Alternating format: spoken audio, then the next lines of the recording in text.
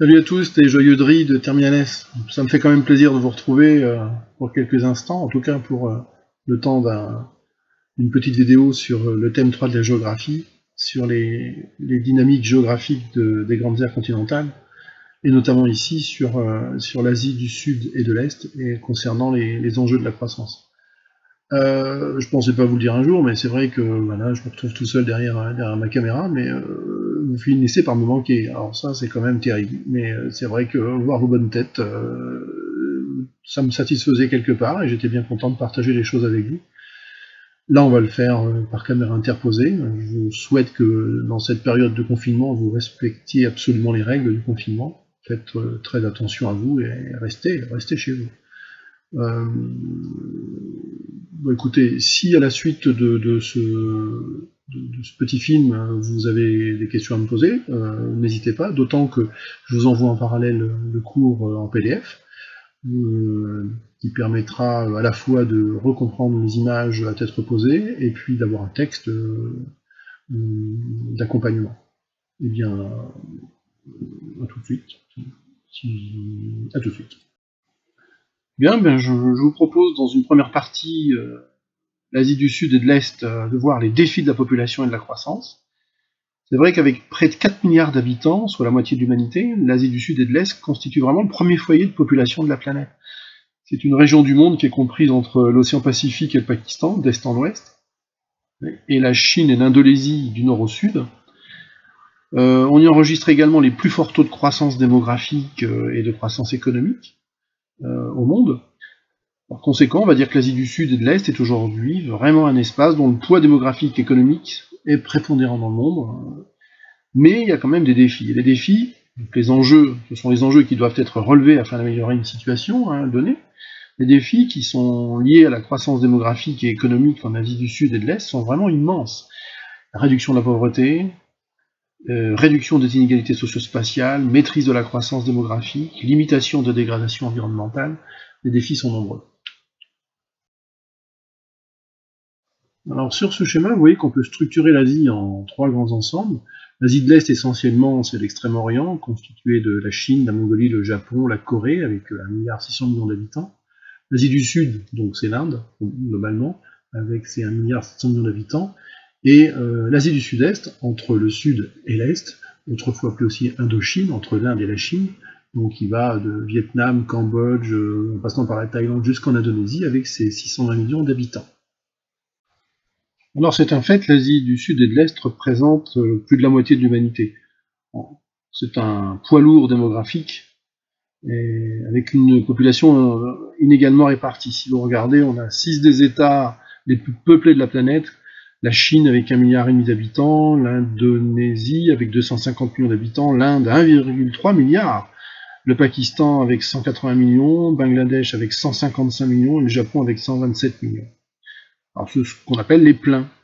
Les grandes vallées fluviales et les deltas comme le delta du Gange, le Mekong, le Yangtze ou le Xinjiang en Asie de l'Est sont très peuplés, et les littoraux sont particulièrement saturés, notamment sur la façade pacifique du Japon Est, de la Chine et du sud-ouest de l'Inde.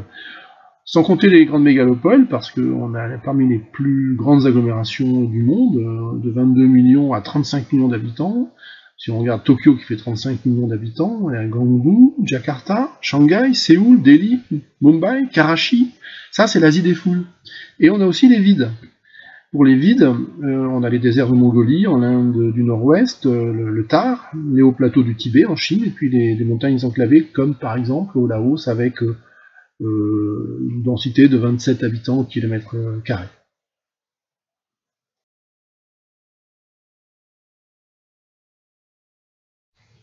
Alors en Asie, les dynamiques démographiques sont quand même très contrastées, elles sont quand même source de défis. Le premier constat qu'on pourrait faire, c'est que l'Asie de l'Est, qui a un faible taux de fécondité avec 1,4 enfants par femme, la moyenne mondiale est de 2,6, un taux d'accroissement naturel en Chine qui est de 0,5, et au Japon, il est carrément négatif. Donc on a un déclin démographique. En Asie du Sud et du Sud-Est, là, on a des gens plus jeunes, puisqu'il y a une fécondité qui est supérieure à 2,5 enfants par femme, donc on est en croissance démographique là. Et si vous regardez effectivement la courbe, il y a des variations en fonction de l'avancée dans la transition démographique, dont vous trouverez la définition dans votre livre. Le Japon et la Chine ont achevé leur transition démographique, à la différence du Laos et du Népal, qui sont en pleine transition démographique. Donc l'Asie du Sud et de l'Est sont vraiment en marche vers un ralentissement de la croissance démographique. Alors, ensuite, il y a des défis majeurs, en l'occurrence le vieillissement de la population. C'est la conséquence de l'augmentation de l'espérance de vie et de la baisse du taux de fécondité. C'est vraiment très révélateur des progrès sanitaires et du développement socio-économique, avec les résultats, ce sont les résultats en tout cas de politiques antinatalistes comme en Chine, avec la politique de l'enfant unique depuis 1979. Il y a eu un assouplissement en 2015 et puis en 2017, ou même au Vietnam.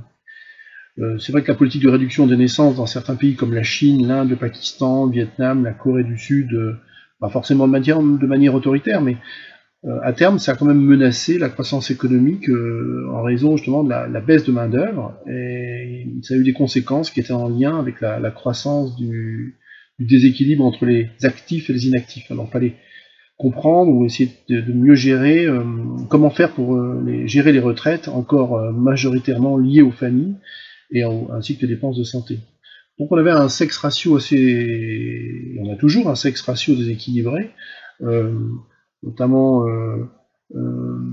c'est très révélateur d'un système, on va dire, patrilinéaire, c'est-à-dire la préférence du fils, parce que la société elle repose sur le fils pour l'héritage, la pérennité de la famille, et on a un système de la dot qui est très préjudiciable. Selon le dicton indien, élever une fille, c'est comme arroser le jardin du voisin.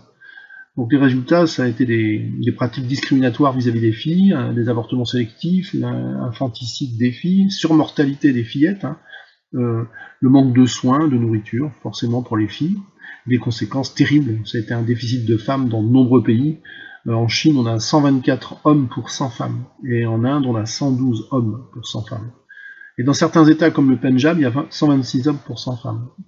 Donc la dynamique démographique, c'est vraiment un défi pour l'Asie du Sud et de l'Est, avec notamment des enjeux économiques. Et quand on réfléchit à tout ça, notamment les hommes qui sont obligés d'aller acheter des femmes dans les pays voisins, ils viennent les acheter puisqu'ils vont trouver à se marier, ils viennent avec de l'argent, donc on a là un autre défi d'ordre sociologique à relever. Alors cette caricature un peu amusante nous permet de voir en tant qu'espèce menacée le panda aux côtés d'une fillette, qui prouve qu'il y a une prise de conscience de la société chinoise, mais aussi des autorités politiques sur la nécessité quand même d'informer la population quand même sur la nécessité de préserver les filles. La femme est l'avenir de l'homme, quelque part. On voit par ailleurs sur cette carte là que c'est l'Asie du Sud et de l'Est qui présente les sexes ratios les plus déséquilibrés. Alors si on en croit ce petit article, c'est vrai qu'en 2030, 60 millions d'Indiens et autant de Chinois donc seront dans l'incapacité de trouver une femme. Donc on mise effectivement sur la croissance économique pour en fait découvrir une nouvelle valeur au final. Alors, on a une forte croissance économique en Asie. À quoi est due cette attractivité de l'Asie? Déjà à sa forte population, puisque c'est une main-d'œuvre abondante, qui est qualifiée, qui est compétitive, avec des salaires bas, donc c'est un intérêt particulier pour les firmes transnationales. Considérez que l'Asie attire les IDE, 30% des IDE mondiaux vont vers l'Asie. On a aussi notre point de vue, c'est-à-dire que la forte population, c'est un atout parce que ça représente des consommateurs de produits nationaux, mais aussi de produits étrangers. Donc il y a un intérêt pour les firmes transnationales. Le rapprochement Renault-Nissan pour s'implanter en Asie et surtout en Corée du Sud, même au Japon, en est un bon exemple. Donc l'importance de la population ici, c'est vraiment un moteur de la croissance économique. On regardera, là il y a une économie qui est ouverte sur l'extérieur, avec des façades maritimes qui comportent les premiers ports mondiaux, Shanghai, Singapour. Il y a une importance de la conteneurisation, et puis dans la coopération régionale avec les zones de libre-échange comme l'ASEAN, vous avez ces projets qui sortent de l'Asie, comme par exemple le projet TPP avec l'Amérique, qui est pour l'instant donc en suspens. L'Asie est considérée effectivement comme l'usine du monde, puisque les firmes transnationales profitent d'une main-d'œuvre abondante. Les firmes asiatiques sont devenues performantes et elles sont même devenues leaders. Japon, oui, au Japon, on a Toyota, Hitachi, Sony. En Inde, on a Tata, Mittal. Ou en Corée du Sud, on a Samsung, Hyundai, et puis LG. Et à Taïwan, on a Acer. L'importance aussi de la diaspora qui investit dans les pays d'origine et pour y envoyer de l'argent. Et puis les Philippines avec un transfert financier émis par la diaspora qui présente presque 9% du PIB depuis 2014. Donc l'Asie du Sud et de l'Est, c'est un tiers du PIB mondial et un quart du commerce mondial.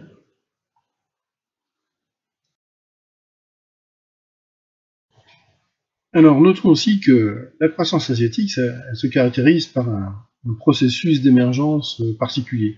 Par exemple, dans les pays du Nord, dans les années 50 à 70, le modèle japonais a été copié. Par exemple, le développement du Japon avec l'aide des États-Unis dans un contexte de guerre froide, mais surtout l'interventionnisme et l'omniprésence de l'État dans l'économie, ça a été quelque chose de déterminant. Au Japon, on n'a pratiquement pas ou peu de ressources, et donc le Japon se basait sur une économie qui était extravertie, qui était fondée sur l'industrie, et une stratégie de substitution aux importations et de montée en gamme progressive. C'est ce qu'on appelait le développement en vol d'oie sauvage. Vous avez une définition, page 348. Et puis vous pouvez regarder le schéma là, produit aujourd'hui sur votre écran. Le textile, en tout cas la mécanique, la sidérurgie, tout ça, ça a été progressivement délocalisé dans des pays proches, comme la Corée du Sud, et ça a laissé place aux industries de haute technologie. Puis dans les années 70-80, il y a le processus repris par les 4 dragons, ou ce qu'on appelle les nouveaux pays à industrialité d'Asie, les NPIA. De première génération, ça a été la Corée du Sud, Taïwan, Hong Kong et Singapour, les fameux 4 dragons. Pour les pays du Sud, dans les années 80-90, ce processus a été repris par les 4 tigres. Donc ce sont les nouveaux pays industrialisés d'Asie de 2e génération, comme la Malaisie, l'Indonésie, la Thaïlande, les Philippines. Dans les années 90, ça a été repris par la Chine, donc il y a une ouverture ensuite progressive des zones économiques spéciales dès 1980. Et puis en Inde aussi, avec un modèle peut-être économique très protectionniste. Mais aujourd'hui, on voit ce processus évoluer au Cambodge, au Vietnam et au Bangladesh. Donc finalement, il y a eu une croissance par effet d'entraînement économique dans le cadre de la mondialisation. L'Asie de l'Est est intégrée avec la première façade maritime mondiale. On a bien une économie donc extravertie, une économie qui est tournée vers l'extérieur, et donc qui est marquée par une forte littoralisation donc des activités. Mais effectivement, on va considérer qu'il y a quand même des atouts et des limites, puisque il y a une progression du niveau de vie, certes, à peu près partout en Asie, un enrichissement brutal d'une minorité, avec 350 milliardaires aujourd'hui, une émergence de classe moyenne, mais un recul du taux d'extrême pauvreté.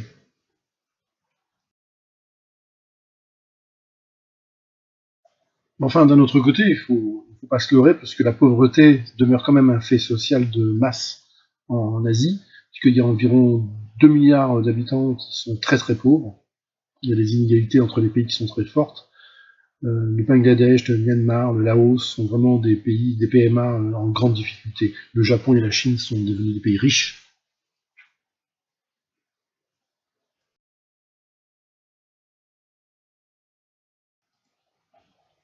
Alors, les inégalités, on les observe aussi au sein même des pays, puisque à l'intérieur même des pays, prenons le cas de la Chine, il y a un corridor de développement entre Shanghai et Chongqing. Il y a une concentration de population, d'activités industrielles, technologiques dans cette vallée du Shenyang. Contrairement au Tibet, par exemple, qui est massivement rural, où il n'y a rien. Et on a aussi des inégalités qui sont particulièrement criantes dans les grandes villes, puisque les ghettos de personnes riches se posent au bidonville, là par exemple. Les inégalités sociales, donc, qui sont de plus en plus fortes avec l'essor économique, puisque les 5% des ménages les plus riches représentent 20% de la consommation totale. Ouais. Alors, on a une croissance économique qui est compatible aussi avec l'absence totale de démocratie. Totale de démocratie, en tout cas une absence criante de démocratie, comme par exemple la Chine, ou alors une démocratie jugée fragile comme Taïwan.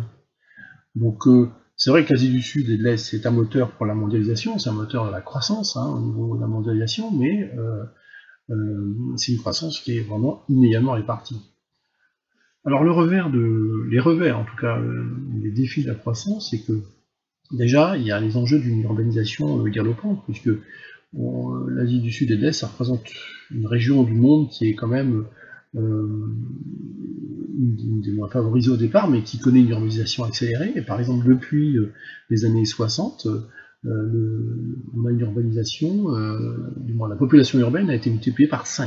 Donc ça représente quand même des défis, des enjeux qui sont multiples. Alors, il faut une planification urbaine, c'est sûr. Il faut créer des logements, il faut permettre aux gens d'avoir accès à l'eau, à l'énergie, il faut développer des infrastructures de transport.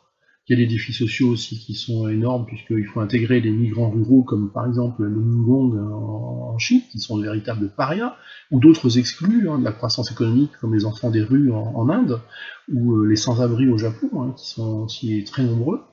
Il y a des défis qui sont liés aussi à l'étalement urbain, puisque en fait, les infrastructures de transport, le grignotage des espaces agricoles, il y a plein d'espaces fragiles qui sont urbanisés sous la forme de bidonvilles. Prenons le cas de Dhaka, le Bangladesh, où les populations pauvres elles s'installent dans des bidonvilles gigantesques, dans des deltas qui sont exposés donc au risque d'inondation, et chaque année, il y a des milliers de morts pour chaque inondation. Alors parmi les défis environnementaux, la pollution de l'air, puisque avec les usines et la circulation devient intense, le problème de l'eau, parce qu'il y a un problème de gestion des déchets, des eaux usées, de la distribution. Par exemple, à Karachi au Pakistan, il y a un niveau moyen de particules qui est de 193 microgrammes par mètre cube. À Pékin, c'est 121. Donc la proximité des usines, l'intense circulation, l'eau qui est source de maladies, l'absence de ramassage des ordures, puisque les ordures sont carrément brûlées dans la rue, donc je parle de Karachi toujours, c'est quand même un problème sérieux. Alors la bataille alimentaire, ça c'est un autre problème, puisque comment nourrir une population qui est devenue si importante? C'est quelque chose qu'on avait vu dans les programmes 12 secondes, le défi à relever d'ici 2050, il est énorme. Si on a effectivement une industrialisation, une urbanisation, et des pollutions multiples, avec de plus en plus de catastrophes industrielles, technologiques, prenons le cas de la Bhopal en Inde en 84, c'était une explosion d'une usine de pesticides, ou tout simplement plus récemment Fukushima au Japon. On a aussi affaire à des problèmes du genre la surexploitation par exemple en Indonésie, l'huile de palme qui donne lieu à de la déforestation. Donc là aussi c'est un problème écologique majeur, parce qu'avec une destruction du biotope, il y a la multiplication des échanges qui va entraîner des marées noires, des pollutions des mers donc, et des fleuves, notamment dans le détroit de Malacca. Et puis, il peut y avoir aussi des tensions autour des ressources, puisque la Chine et le Japon aujourd'hui cherchent à s'approprier un certain nombre de ressources chez les pays voisins. Alors, depuis peu, donc, on constate effectivement que les gouvernements s'efforcent de développer des politiques environnementales. Ça met les populations sous pression, puisqu'il faut aussi les éduquer au développement durable. Et ça, c'est pas simple, parce que le développement durable, il faut en comprendre la logique, la nécessité de préserver un milieu, donc là, il faut éduquer le peuple. Et puis, la réduction des gaz à effet de serre, c'est un enjeu. Depuis comment dirais-je, depuis qu'on se rend compte qu'un développement durable est nécessaire, l'enjeu est devenu crucial. La conclusion qu'on peut faire de tout ça, c'est que finalement, on a ici une des zones les plus peuplées de la planète. C'est la région, l'Asie du Sud et de l'Est, la région la plus peuplée de la planète, qui connaît donc une croissance économique la plus forte du monde. C'est le nouveau centre économique mondial. Il faut que cette région relève les défis qui l'attendent. ce sont des défis sociaux, économiques, écologiques, bref, il faut que l'Asie du Sud et de l'Est entrent dans une dynamique de développement durable, ce qui n'est pas encore pour l'essentiel des États le cas, donc pour l'instant. Moi, ce que j'invite à faire, c'est qu'on réfléchira ensuite concernant le Japon et la Chine. Pour l'instant, on s'arrête là. Et la deuxième partie, en tout cas, de ce thème 3, de ce chapitre concernant l'Asie, va être consacrée au Japon et à la Chine, notamment les concurrences régionales et leurs ambitions mondiales. Bon, merci d'avoir été patient. On se revoit bientôt. Et puis, merci de votre attention. Bye bye. Bon courage.